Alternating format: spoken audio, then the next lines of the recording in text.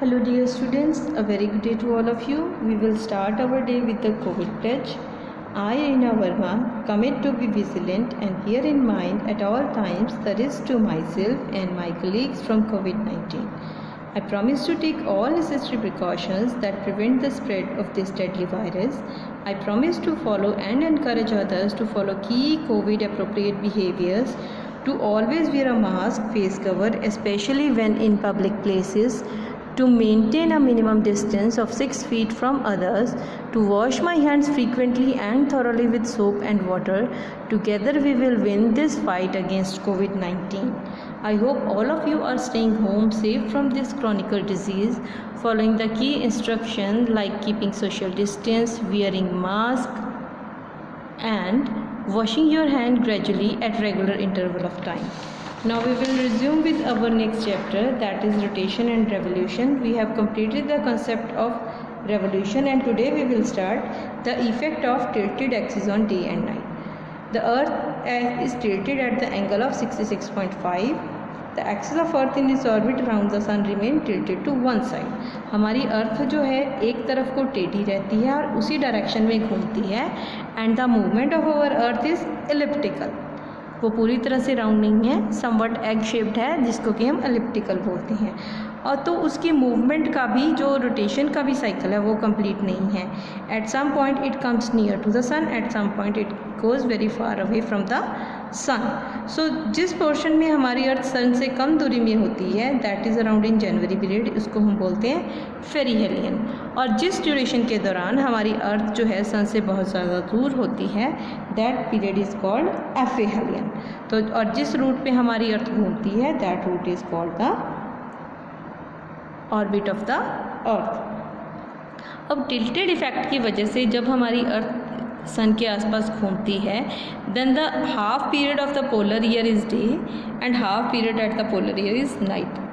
यानी कि जब नॉर्थ पोल में डे रहता है for 6 month and south pole में नाइट रहती है.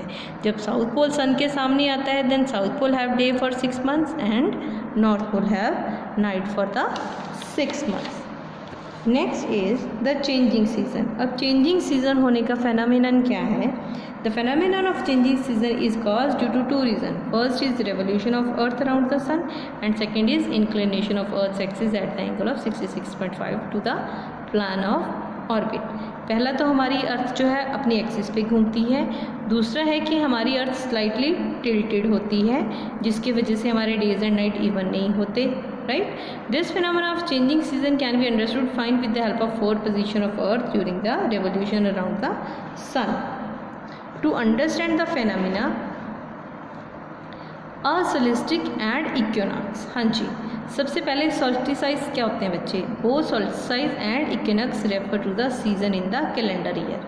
ठीक है. इक्विनॉक्स क्या होते हैं? कैलेंडर में जो सीजन्स होते हैं. ये सीजन जो आते हैं क्योंकि हमारी अर्थ जो है सन के साथ प्रपोर्शन में अपनी पोजीशन चेंज करती रहती है, इसीलिए सोल्स्टिस एंड इक्विनॉक्स होते हैं कितनी बार? साल में 4 बार, 4 times a year. Solstices occur during the winter, summer around December 21 and June 21. हाँ जी, solstices होते हैं समर में, ठीक है, और विंटर में दिसंबर 21 तक और जून में, गर्मियों में जून 21 तक. जबकि इक्विनॉक्स होते हैं 2 बार, स्प्रिंग में एंड फॉल अराउंड. एक बार हो जाती हैं मार्च 21 के दौरान और दूसरे होते हैं सितंबर 22 के दौरान. The terms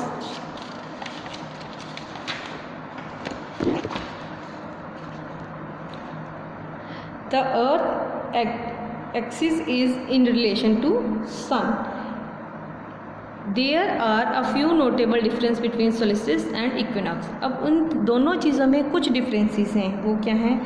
Solstices occur when the point of earth axis is pointed directly towards or away from sun. Solstices कब होते हैं बच्चे? ये तब होती हैं जब अर्थ का एक्सिस जो है डायरेक्टली टूवर्ड्स और अवे फ्रॉम सन, सन के डायरेक्टली स्ट्रेट या पीछे होता है. When this happen sun appears to have reach to the southernmost and northernmost point. जब ये फैक्ट होता है बच्चे उस वक्त ऐसे फील होता है या ऐसा दिखता है जैसे सन है टू एग्जैक्टली साउथ या एग्जैक्टली नॉर्थ में पहुंच गया हो। During the summer solstice usually the first day of summer the sun is farthest north and the time between sunrise and sunset is longer. जब समर सोल्स्टिस होता है तो उस वक्त फर्स्ट डे ऑफ समर में क्या होता है, सन जो है बिल्कुल नॉर्थ कॉर्नर में होता है, ठीक है, और सनराइज और सनसेट का टाइम उस वक्त सबसे ज़्यादा लंबा होता है। Summer solstice is said to be the longest day of year.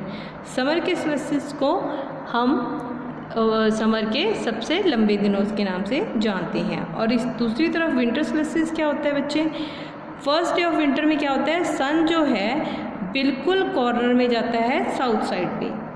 During summer it was in the north side corner and during winter it is south side corner and the length of time between sunrise and sunset is short. तो इस वक्त क्या होता है बच्चे, sunrise और sunset की जो ड्यूरेशन होती है वो कम हो जाती है, यानी कि घट जाती है, leaving few hours of sunlight on a this particular day, जिसकी वजह से इस पर्टिकुलर दिन सिर्फ कुछ घंटे ही रोशनी वहाँ पे रहती है। Unlike summer winter solstice equinox is when both day and night are same. अब समर एंड विंटर के सोल्स्टिस के ऑपोजिट इक्विनॉक्स क्या होता है बच्चे, इक्विनॉक्स वो होता है जब दिन और रात दोनों बराबर हो जाती हैं।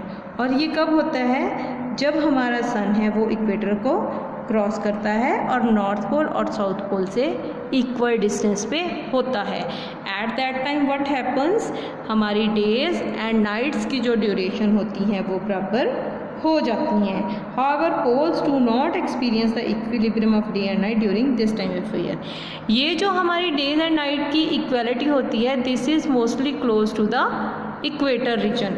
North pole and southern pole में डे एंड नाइट की इक्वलिटी इस फैक्ट की वजह से नहीं आती। That is all for today. Thank you very much.